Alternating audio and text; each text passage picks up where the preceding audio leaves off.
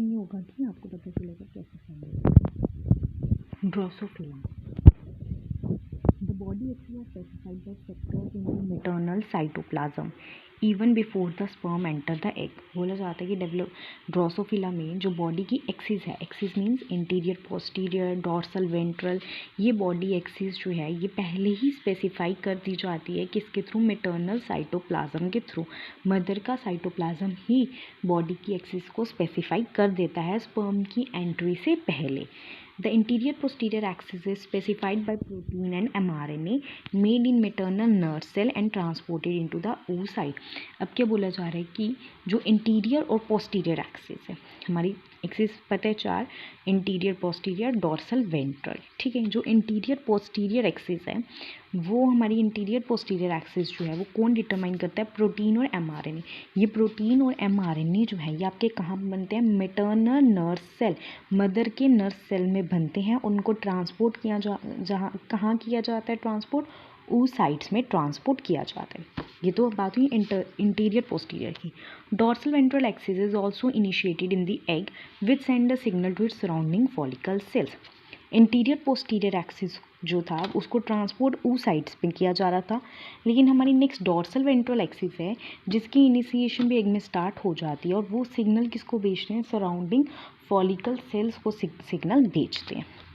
Coordinated ectomyosin array distribute along the interior to posterior axis of the midline force the formation of ventral furrow during gastrulation। अब हमें पता है gastrulation के दौरान एक ventral furrow बनती है।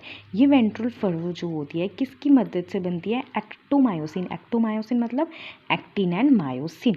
एक्टिन और मायोसिन साइटोस्केलेटन में पड़ा है ना, एक्टिन एंड मायोसिन, ये पूरे इंटीरियर पोस्टीरियर एक्सिस में डिस्ट्रीब्यूट होते हैं। एक्टिन और मायोसिन पूरे एंटीरियर पोस्टीरियर एक्सिस में डिस्ट्रीब्यूट होते हैं और इनका काम क्या है, एक्टिन और मायोसिन का, ये वेंट्रल फरो की फॉर्मेशन करते हैं during the time of gastrulation. तो ये टीएच मॉर्गन लैब है, यहाँ पे आपको बताया है ये मॉर्गन कैसे लैब में ड्रोसोफिला पे एक्सपेरिमेंट किया गया। थॉमस हंट मॉर्गन लेबोरेटरी है ये आपकी, ठीक है। अब ड्रोसोफिला के अंदर कौन से क्रोमोसोम प्रेजेंट होते हैं, ड्रोसोफिला के अंदर पॉलीटीन क्रोमोसोम प्रेजेंट है। कहाँ प्रेजेंट होते हैं पॉलीटीन क्रोमोसोम, सेलिवरी ग्लैंड्स में, लार्वा के सेलिवरी ग्लैंड में पॉलीटीन क्रोमोसोम प्रेजेंट है। ये पॉलीटीन क्रोमोसोम दिख रहे हैं, ये लार्वा के सेलिवरी ग्लैंड में प्रेजेंट है।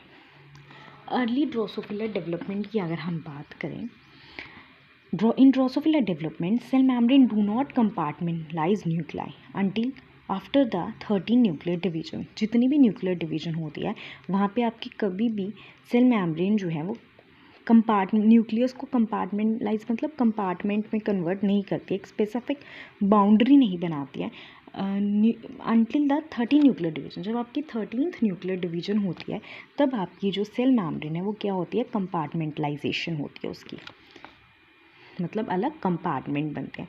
फर्टिलाइजेशन की अगर हम बात करें ड्रोसोफिला में, sperm enter an egg that is already activated. जो स्पर्म उस एग में एंटर करेगा वो स्पर्म ऑलरेडी क्या होगा, एक्टिवेट होगा। स्पर्म पहले से ही एक्टिवेट होगा, एग पहले से ही एक्टिवेट होगा, उस एग में स्पर्म जो है एंटर करेगा। Sperm enter an egg that is already activated. Calcium channel, जैसे ही स्पर्म की एंट्री होती है उस दौरान क्या क्या चेंजेस होती है, कैल्शियम चैनल ओपन होते हैं, मतलब कैल्शियम अंदर आता है, कैल्शियम आपका अंदर आता है। और मियोटिक डिविजन्स होती है, cytoplasmic mRNA become translated without fertilization. Fertilization के बिना ही साइटोप्लाज्मिक एमआरएनए की ट्रांसलेशन शुरू हो जाती है फर्टिलाइजेशन के दौरान। ये हमारा लाइफ साइकिल है ड्रोसोफिला का, कैसे आपका embryo, first larva, second larva, third pupa, pupa से कैसे ड्रोसोफिला बन रहा है 5 दिन के अंदर। Interior posterior patterning of the embryonic segment are visualized with the help of fluorescent histone reporter। histone reporter एक fluorescent dye का नाम histone reporter, ये हमें यूज़ किया गया है किसके लिए, anterior posterior patterning of embryonic segment. Embryo के सेगमेंट को इंटीरियर पोस्टीरियर देखने के लिए किस डाई का यूज़ किया गया, हिस्टोन रिपोर्टर, जो फ्लोरेसेंट डाई है। फ्लोरेसेंट डाई मतलब कलर प्रोवाइड करेगी। There is only one side where the sperm can enter, this is called micropyle. Sperm के एंटर करने की सिर्फ एक ही साइड और that is micropyle. The sperm and egg cell membrane do not fuse. कभी भी sperm और egg cell membrane fuse नहीं करती. sperm जो है पूरे के पूरा ही egg इंटैक्ट